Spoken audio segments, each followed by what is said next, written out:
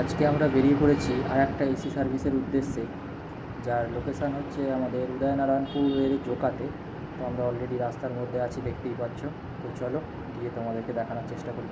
আমরা অলরেডি পৌঁছে গেছি, আর দেখতেই পাচ্ছ আমরা ইনডোরটা খুলে তার ফিল্টারগুলো আস্তে আস্তে বার করে নিচ্ছি। এবার পুরো প্যানেলটা খুলে আমরা ওয়াশ করে নেব।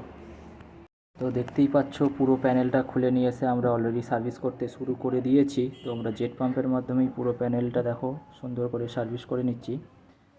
আমাদের এই ভিডিওতে পুরো সার্ভিসটা হয়তো আমরা দেখাতে পারি না, কারণ ভিডিওটা পুরো সার্ভিসটা দেখাতে গেলে অনেকটা ভিডিওটা লং হয়ে যায়, তাই তো আমাদেরকে পুরো সার্ভিসটা দেখাতে পারি না, তাই কিছু কিছু কেটে কেটে সার্ভিসটা আমরা দেখাই।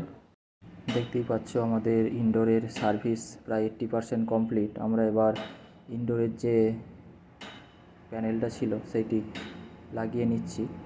এরপর তোমাদেরকে দেখাবো আমরা এর ভিতরের যে কুলিং কয়েলটা আছে সেটা কতটা সুন্দরভাবে পরিষ্কার হয়েছে সার্ভিসের পর। তো তোমাদেরকে সেটাই এবার দেখানোর চেষ্টা করবো। চলো, আমাদের ইনডোরের সার্ভিস প্রায় কমপ্লিট। তো এবার আমরা তোমাদেরকে দেখাবো ভেতরটা ঠিক কতটা সুন্দরভাবে পরিষ্কার হয়েছে।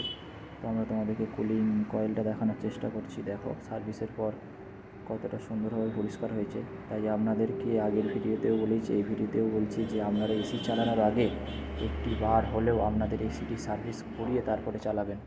টাইম কম থাকার কারণে আমরা আউটডোরের সার্ভিসটা তোমাদেরকে দেখাতে পারিনি, কিন্তু সার্ভিসের পর আউটডোরটা ঠিক কতটা ভালোভাবে পরিষ্কার হয়েছে তো সেটাই তোমাদেরকে দেখাবো। তো দেখতেই পাচ্ছ ঠিক কতটা সুন্দর করে পরিষ্কার হয়েছে।